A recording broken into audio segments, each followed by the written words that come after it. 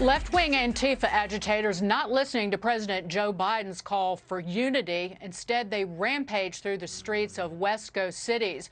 Police declaring an unlawful assembly in Portland last night after far-left thugs attacked an ICE facility. Earlier in the day, rioters smashing windows at Oregon's Democratic headquarters. At least 8 people were arrested. In Denver, protesters burned American flags outside the state Capitol building. And finally, in Seattle, anarchists damaging an Amazon store, courthouse, and the country's first ever Starbucks. Sides getting very different treatment, Greg. Well, I don't really care for the tone of your voice, Dagan, when discussing an idea.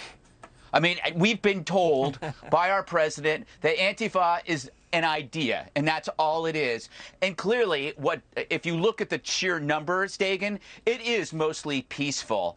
And remember, their dissent is patriotic. Yours, however, is criminal and shall be punished with censorship and deprogramming. However, I just got word that these peaceful protesters in Oregon have already been bailed out by Kamala Harris, Lady Gaga, and Chrissy Teigen, which is great news. Only a few of them are violent, so that's cool. But I really, the thing, what I find it, by the way, I'm kidding. That didn't happen. Yeah. I think the bottom line here is there's a difference in treatment because the Democrats, they pick their mobs, whereas the Republicans, we condemn them equally. We think Antifa's disgusting. We saw it in D.C. We felt that was disgusting. We just find the whole idea of lawlessness to be disgusting. We're just waiting for the Democrats to catch up. When you see this kind of criminal activity, this kind of anarchist activity taking place under a new president, it indicates it's not political. They're attacking a Democratic headquarters there. So I think that this is quite different than when you see intentional violence against the United States Capitol in the midst of certifying an election that has been, stoked by the president himself, President Donald Trump. That's a political action. These are people who are criminal. These are people who may be anarchists, as I said. I don't know, but they should be condemned. They should be prosecuted. I don't think there's any question. But to say that it's somehow equal to what happened at the Capitol, I think that's an effort to distract and distort.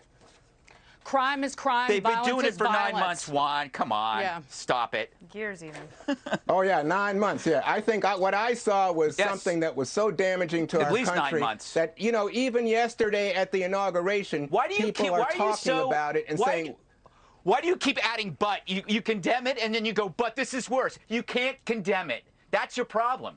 You pick your mob. I did condemn it. I condemned it unequivocally, but I'm telling you, and again, I'm telling you, not to be equated at your convenience with what happened at the Capitol. Let me get Jesse in. Convenience, please. It's called morality. morality. So Juan says it's not political, but they're chanting abolish ICE and defund the police. Where have I heard that before, Juan? Also, Juan, we were told that on Inauguration Day, there were going to be 50 armed militias surrounding every single Capitol protesting the inauguration. There were none. And they were all violent anarchists and Antifa and Black Lives Matter protests that were causing violence on Inauguration Day. So that narrative popped. Also, Juan, only 200 Trump supporters entered the Capitol out of 75 million.